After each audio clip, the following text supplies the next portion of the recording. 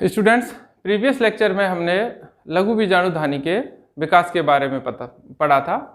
लघु बीजाणुधानी का जो विकास होता है वो एंथर के अंदर होता है। तो मैंने आपको बताया था कि जो लघु बीजाणुधानी है उसका जो विकास होता है वो आर्किस्पोरियल इनिशियल सेल प्रपुष्य कोश का जिसको बोलते हैं उससे होता है। इसने प्राइमरी पैराइटल सेल बनाई थी और प्राइमरी स्पोरोजिनस सेल बनाई थी। तो देखिए, प्राइमरी पैराइटल जो सेल है वो किसका फॉर्मेशन करती है? मल्टी लेयर्ड स्पोरेंजियल वॉल का, बहुस्तरीय बीजाणुधानी की भित्ति का जो निर्माण करती है वो प्राइमरी पैराइटल सेल करती है। और जो प्राइमरी स्पोरोजिनस सेल थी उसने विभाजित होकर बहुत सारे माइटोटिक डिवीजन के थ्रू फॉर्मेशन किया था प्राइमरी स्पोरोजिनस टिश्यू का। किसका फॉर्मेशन किया था? प्राइमरी स्पोरोजिनस टिश्यू का। अब इस स्पोरोजिनस जो टिश्यू में जो सेल्स होती हैं ये सारी सेल्स कैपेबल होती हैं माइक्रो स्पोरोजेनेसिस के लिए, यानी लघु बीजाणु जनन के लिए, या कहें लघु बीजाणु के निर्माण की जो क्षमता होती है इन सभी कोशिकाओं में होती है। यानी ये एंटायर टिश्यू होता है, कैपेबिलिटी रखता है किसका फॉर्मेशन करने का? माइक्रोस्पोर्स का फॉर्मेशन करने का। लेकिन इसमें क्या है, कुछ कोशिकाएं नष्ट हो जाती हैं और कुछ क्या है, विभेदित हो जाती हैं। जो कोशिकाएं विभेदित होकर लघु बीजाणु जनन में भाग लेती हैं, माइक्रोस्पोरोजेनेसिस में भाग लेती हैं, उन कोशिकाओं को हम क्या कहते हैं? माइक्रो स्पोर मदर सेल, या इनको हम लघु बीजाणुओं को पोलन ग्रेन भी कहते हैं, तो पोलन मदर सेल भी कहेंगे, पीएमसी कह सकते हैं शॉर्ट में, और एमएमसी कह सकते हैं। ये आकार में बड़ी हो जाती है, केंद्रक स्पष्ट होता है, इसमें प्रोटीन कंटेंट, आरएनए कंटेंट अच्छी मात्रा में मिलते हैं, अन्य कोशिकाओं से विभेदित हो जाती हैं। बाकी जो ये स्पोरोजेनस टिश्यू था वो डिजेनरेट होकर इनको क्या है, नरिशमेंट प्रोवाइड करता है, न्यूट्रिशन प्रोवाइड करता है।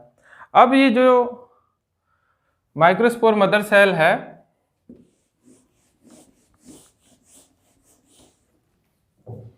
माइक्रोस्पोर जो मदर सेल है द्विगुणित होती है और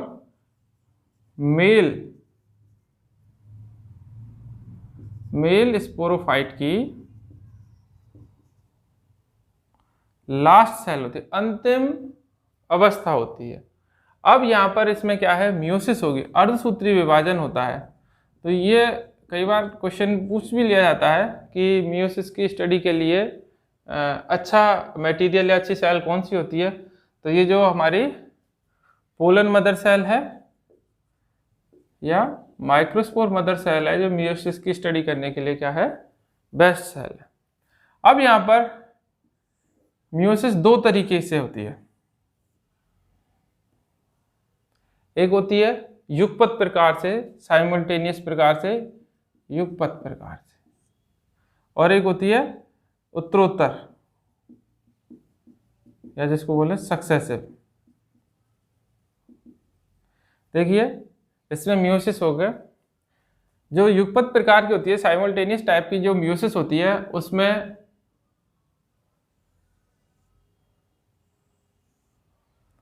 मियोसिस फर्स्ट होगी और दो केंद्रकों का निर्माण हो जाता है। लेकिन केंद्रक विभाजन के पश्चात कोशिका द्रव्य का जो विभाजन होता है वो नहीं होता, या ये कहें मियोसिस फर्स्ट के बाद कैरियोकाइनेसिस जो फर्स्ट है वो नहीं होती, फिर मियोसिस सेकंड होती है, और जिसके फलस्वरूप हमारे क्या है,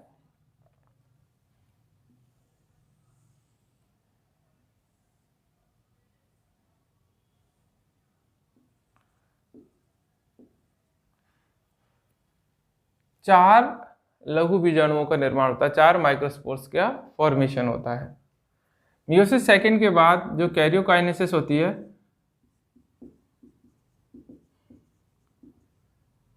वो क्या है, प्रेजेंट होती है, और ये टेट्राड के फॉर्म में चारों माइक्रोस्पोर अरेंज रहते हैं। ये टेट्राड की जो शेप होती है वो होती है टेट्राहेड्रल टेट्राड। चतुष्फलकीय चतुष्क का निर्माण होता है।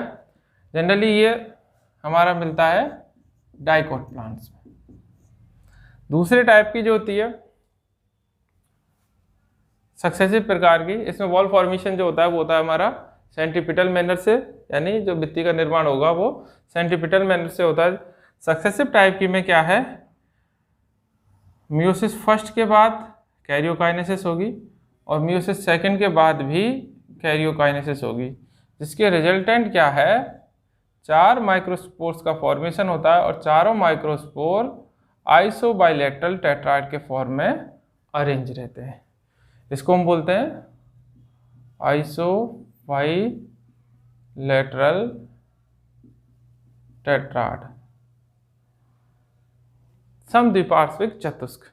इस प्रकार का जो टेट्राड मिलता है वो हमारा मिलता है मोनोकोट में, और इसमें जो वॉल फॉर्मेशन होती है वो सेंट्रीफ्यूगल मैनर में होती है, मतलब केंद्र से परिधि की तरफ क्या है, भित्ति का निर्माण होता है। तो इस प्रकार क्या है, हमारे माइक्रोस्पोर मदर सेल या पोलन मदर सेल से मियोसिस के थ्रू 4 माइक्रोस्पोर्स का फॉर्मेशन होता है जो टेट्राड के फॉर्म में अरेंज रहता है। चारों जो होते हैं वो आपस में कैलोज नामक कार्बोहाइड्रेट से क्या है, जुड़े हुए रहते हैं। जो मैंने आपको बताया था कि टेपिटम होता है, उस टेपिटम में यूबिस्ट बॉडी होती है, वो कैलेज नाम का एंजाइम सीक्रेट करती हैं और जो इनको चारों के सेपरेशन में क्या होता है, बेनिफिशियल होता है या चारों के सेपरेशन में काम आता है। तो इस तरीके से क्या है, लघु बीजाणु मात्र कोशिका से और लघु बीजाणुओं का जो निर्माण होता है उस प्रोसेस को हम माइक्रोस्पोरोजेनेसिस कहते हैं, लघु बीजाणु जनन। अब इस टेट्राड के अलावा हमारे एंजियोस्पर्मिक प्लांट्स में कुछ स्पेशल टाइप के टेट्राड्स भी मिलते हैं। तो पहले जो मैंने आपको बताया था ये टेट्राहेड्रल टेट्राड था, किसमें मिलता है ये, डाइकोट में। दूसरा मैंने बताया था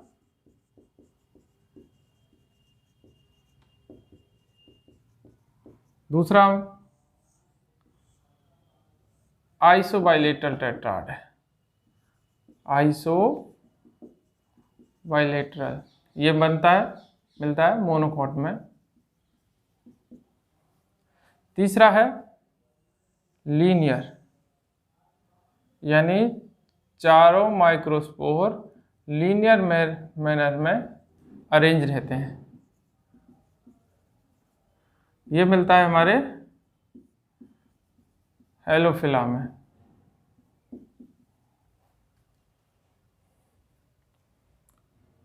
तीसरे टाइप का होता है डेसोसिएट, यानी एक पीछे इसमें क्रॉसित भी बोलते हैं इसको, ये मिलता है हमारे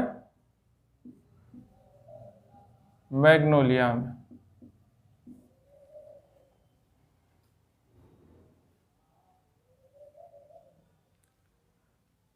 एक होता है T shape,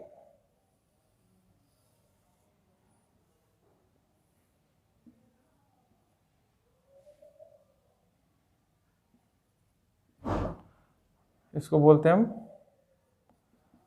T shape tetrad, और ये मिलता है हमारा एरिस्टोलोकिया। एरिस्टोलोकिया एलिगेंस एक प्लांट होता है, उसमें ये क्या है, 5 टाइप के जो टेट्राड है वो मिलते हैं। किसमें, एरिस्टोलोकिया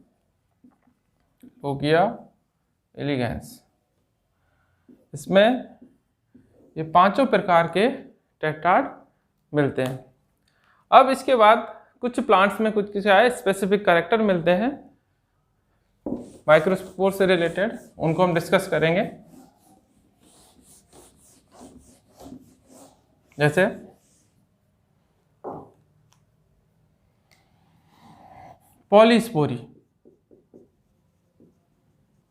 पॉलीस्पोरी क्या होता है? टेट्राड में, कई बार टेट्राड में 4 से ज़्यादा माइक्रोस्पोर्स का फॉर्मेशन हो जाता है या मिलते हैं, उस घटना को हम बोलते हैं पॉलीस्पोरी। और ये कस्कोटा, अमरवेल होती है उसमें मिलता है, हाइफिनी होता है उसमें भी मिलता है।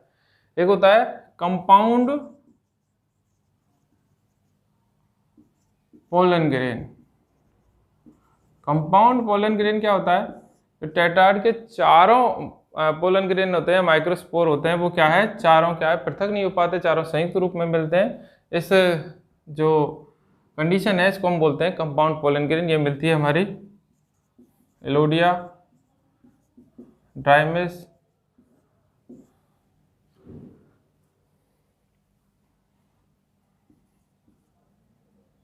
एक होता है पॉलिनियम। पॉलिनियम का जो पाया जाना है वो ऑर्किडेसी और एस्क्लेपिडिएसी, ये जो तो फैमिली है उनका कैरेक्टरिस्टिक कैरेक्टर है। उसमें क्या है, इस पॉलिनियम में क्या होता है, जो परागकोश के जितने भी क्या होते हैं परागकण होते हैं, वो सब क्या है, गुब्बारे नुमा संरचना बना लेते हैं, मिलकर गुब्बारे नुमा संरचना बना लेते हैं, जिसको हम पॉलिनिया कहते हैं। ये कॉडिकल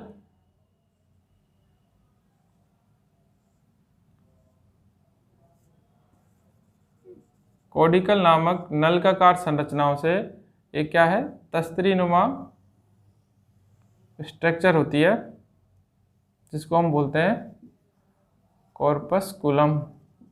इस कॉर्पस्कुलम से ये जुड़े रहते हैं कॉडिकल, और कॉडिकल के थ्रू पॉलिनिया इससे जुड़ा होता है। समझ में आ रहा होगा आपके? ये क्या है, परागकोश के सभी परागकण आपस में मिलकर गुब्बारे नुमा बैलून लाइक स्ट्रक्चर्स का फॉर्मेशन कहते हैं, जिसको हम पॉलिनिया कहते हैं।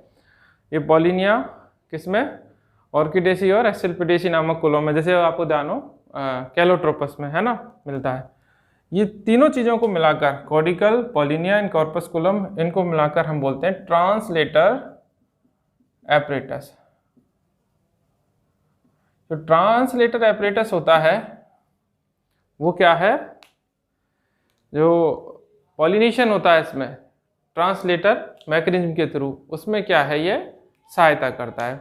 पॉलिनेशन में हम इसको डिटेल से पढ़ेंगे, किस तरीके से क्या है पोलन ग्रेन क्या है एक फ्लावर से या परागकोश से स्टिग्मा पर ट्रांसफर होते हैं, वो हम क्या है पॉलिनेशन में पढ़ेंगे। तो ये हमारा टॉपिक था लघु बीजाणु जनन और उससे रिलेटेड कुछ बातें।